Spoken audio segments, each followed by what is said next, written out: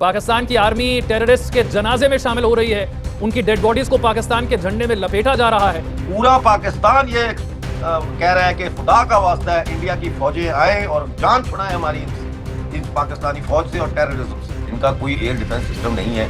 ये गीदड़ भक्तियां मारते हैं कि हमारे पास पाव पाव के जो है वो न्यूक्लियर बम है और हम ऐसे कर देंगे वैसे कर देंगे। ये आतंकवादी संगठन तो आगे बढ़कर जिम्मेदारी लेते थे कि साहब हमने पहलगाम में अटैक करवाया।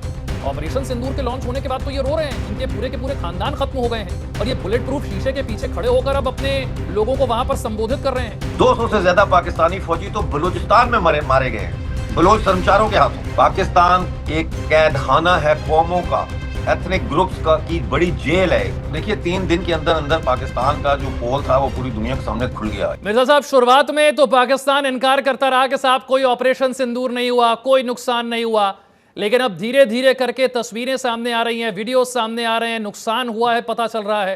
पाकिस्तान की आर्मी टेररिस्ट के जनाजे में शामिल हो रही है, उनकी डेड बॉडीज को पाकिस्तान के झंडे में लपेटा जा रहा है।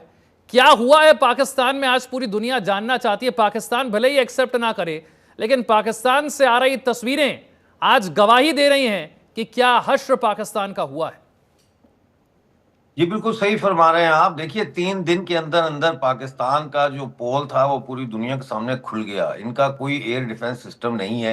ये गीदड़ भपकियां मारते हैं कि हमारे पास पाव पाव के जो है वो न्यूक्लियर बम है और हम ऐसे कर देंगे वैसे कर देंगे। लेकिन हकीकत ये है कि इस दफा इंडिया ने कराची से लेके पेशावर तक और रावलपिंडी से लेके भावलपुर तक और चागी से लेके मुजफ्फराबाद तक हर जगह टेररिस्ट कैंप्स को निशाना बनाया और कोई रोक नहीं हो सकी उन हमलों की। फिर मिलिट्री बेसिस जो है जिनको ये यूज करते हैं टेररिस्ट एक्टिविटीज के लिए, उन मिलिट्री बेसिस को भी निशाना बनाया और वो मिलिट्री बेसिस भी इनके सुरक्षित नहीं थे। वो वहां पर कोई ऐसा जो है काबिल जिक्र एयर डिफेंस सिस्टम डिप्लॉय नहीं था और बड़ी तबाही हुई है इनकी, बड़ी मार पड़ी है। और अब ये वो अपनी हार छुपाने के लिए जो है किराए के लोगों को लेके ढोल पीट रहे हैं और डांस कर रहे हैं और उनकी वीडियो सोशल मीडिया पे डाल रहे हैं और झूठ बोल रहे हैं। मुकम्मल डिनायल में है पाकिस्तान आर्मी, पाकिस्तान की पार्लियामेंट मुकम्मल डिनायल में है। लेकिन इसका एक चीज जो हमें समझनी चाहिए वो ये है कि जब ये युद्ध या कह लें जो भी है बदला हो रहा था, यानी जब सिंदूर ऑपरेशन चल रहा था, उस समय उन दिनों में 200 से ज्यादा पाकिस्तानी फौजी तो बलूचिस्तान में मारे गए हैं, बलोच कर्मचारियों के हाथों। क्योंकि वहां पे जो इंडिपेंडेंस की मूवमेंट है वो बहुत तेज हो गई, क्योंकि पाकिस्तान को इमरजेंसी में सारी फौज वहां से निकाल के बॉर्डरों पे लगानी पड़ी। तो इसी तरह KPK, इसी तरह सिंध, यानी सिंध के लोग ये कह रहे थे कि अगर भारतीय सेना राजस्थान के रास्ते अंदर आ जाती है तो हम उनके ऊपर फूलों की पत्तियां निछावर करेंगे। इसी तरह से POJ के लोग जो है वो ये एक्सपेक्ट कर रहे थे कि शायद अब पाकिस्तान से हमारी आज़ादी हो जाएगी। कहने का मकसद ये है कि ये पहली दफ़ा मैंने देखा अपनी इस मुख्तसर सी जिंदगी में कि एक देश दूसरे देश पे हमला कर रहा हो और जिस देश पे हमला हो रहा हो दुश्मन का हमला, उस देश की जनता कह रही हो दुश्मन की फौज को कि आओ आओ हम तुम्हारा स्वागत करते हैं। यानी इतना तंग है पाकिस्तान के 4-5 इलाकों के जो लोग हैं, बलोच, पश्तून, सिंधी और इवन पंजाबियों की वीडियो चल रही है सोशल मीडिया पे जिसमें उन्होंने कहा है कि जी आओ इन जर्नैलों से हमारी जान छुड़ाओ। यानी आपने इतना जुल्म किया अपनी जनता के ऊपर कि जनता जो है वो अब सो कॉल्ड आपका जो दुश्मन है उसकी फौज को कह रहे हैं कि आओ और इन जर्नैलों से हमारी जान छुड़ाओ। तो ये बहुत ही एक तो आई ओपनिंग था ऑपरेशन सिंदूर।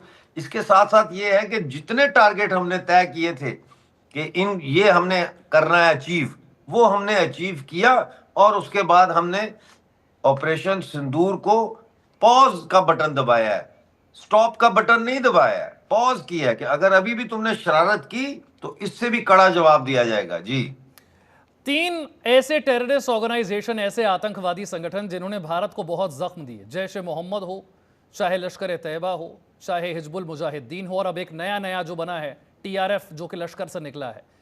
इनके आतंकवादी, इन आतंकियों के आका कुछ दिनों पहले कहा करते थे कि साहब कश्मीर तो पाकिस्तान के गले की नस है और पाकिस्तान की सरकार को कश्मीर का मुद्दा ठंडा नहीं होने देना चाहिए, सैफुल्लाह कहा करता था।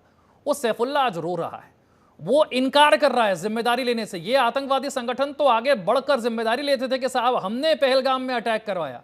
ऑपरेशन सिंदूर के लॉन्च होने के बाद तो ये रो रहे हैं, इनके पूरे के पूरे खानदान खत्म हो गए हैं और ये बुलेट प्रूफ शीशे के पीछे खड़े होकर अब अपने लोगों को वहां पर संबोधित कर रहे हैं। इन आतंकियों की हालत आज कैसी है पाकिस्तान में, ये जानना बहुत जरूरी है। देखिए, पहली बात तो यह समझने की जरूरत है कि पाकिस्तान कोई मुल्क नहीं है।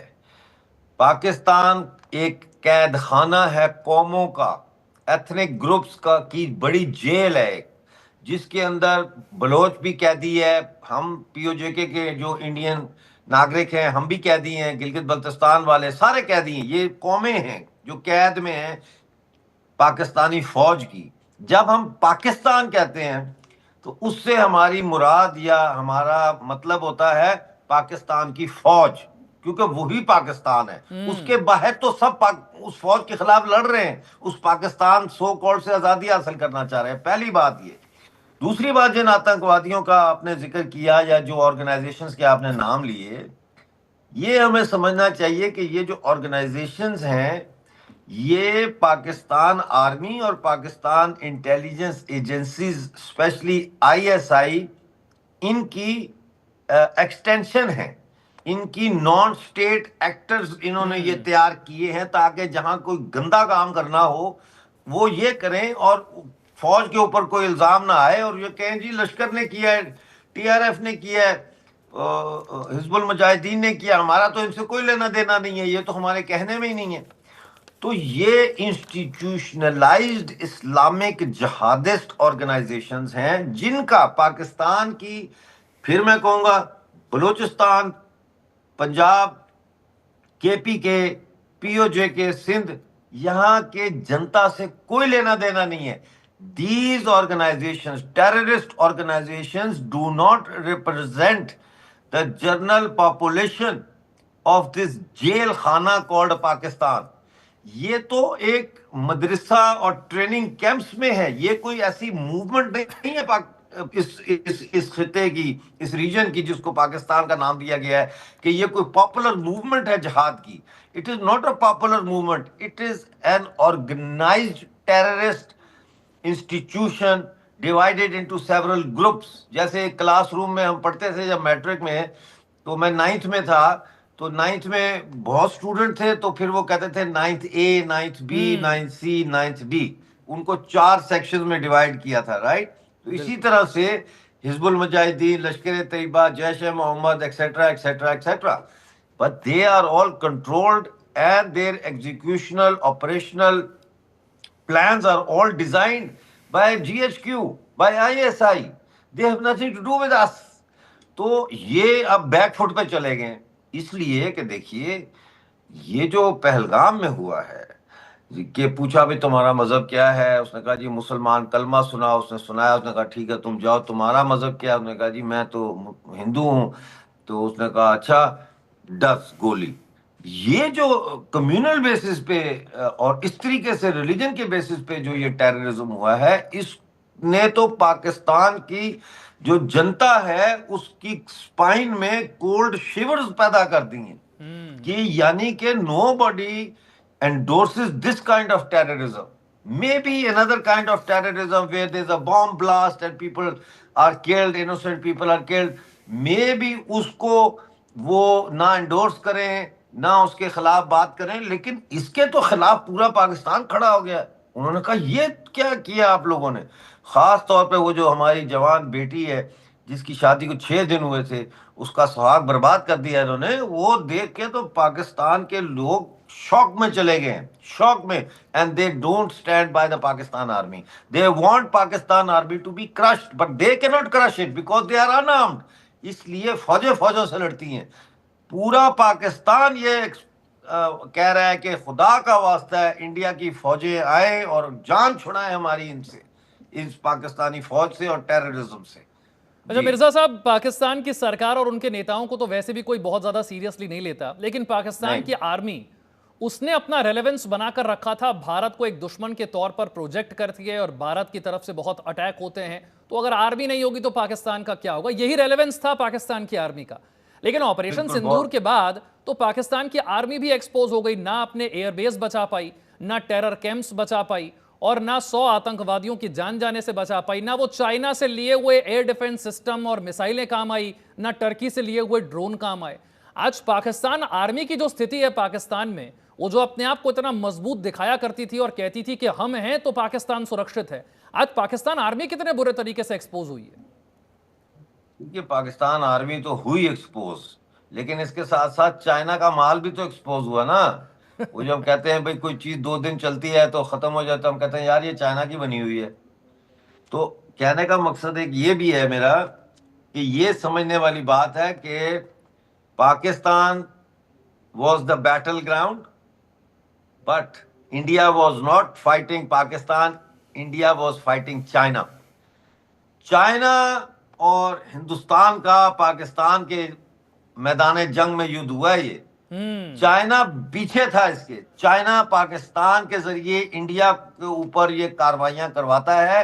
मैं मानने के लिए तैयार नहीं हूं कि कोई आतंकवाद हमला इंडिया में होता है पाकिस्तान से और उसमें चाइना की आशीर्वाद ना हो। मैं मानने के लिए तैयार नहीं हूं। मैं आपको उसकी मिसाल दे के साबित भी कर सकता हूं। देखिए 90s में जब अफगानिस्तान में ये खत्म हो गया था ये जहाद, तो उसके बाद 90s में जमाते इस्लामी, ये जो मौलाना फजल रहमान की है जमीयत उलमा इस्लाम, और दूसरी इस्लामिक ऑर्गेनाइजेशन जो मायने रखती हैं पाकिस्तान की सोसाइटी में, राइट, इनको चाइनीज ने बुलाया था पेजिंग में, और इनके साथ उनके फॉरेन जो एक्सटर्नल अफेयर्स होता है उनकी मीटिंग्स हुई थी मिनिस्टर्स की, और उसमें इनके दरमियान ये मुआहदा हुआ था, ये एग्रीमेंट हुआ था कि you do not talk about Uyghur Muslims in China.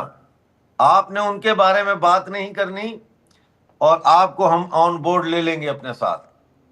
आज तक किसी पाकिस्तानी इस्लामिक ऑर्गेनाइजेशन ने, चाहे वो जमात इस्लामी हो, जमीयत उलमा इस्लाम हो, कोई भी पार्टी हो, आज तक आपने उनके मुंह से कभी सुना है कि चीन में मुसलमानों के साथ क्या हो रहा है? मस्जिदों को टॉयलेट बनाया जा रहा है, रोजा नहीं रखने देते। समझ आई? आपने नहीं सुना होगा बिल्कुल। कहीं पे भी। और ये चीज आपने इंडिया में भी नहीं सुनी होगी इंडिया के मुसलमानों से कि उन्होंने कभी चाइना के खिलाफ ये जुलूस निकाला हो कि जनाब वो चीन में मुसलमानों के साथ बड़ा जुल्म हो रहा है। ये हमारे लिए सोचने की बात है।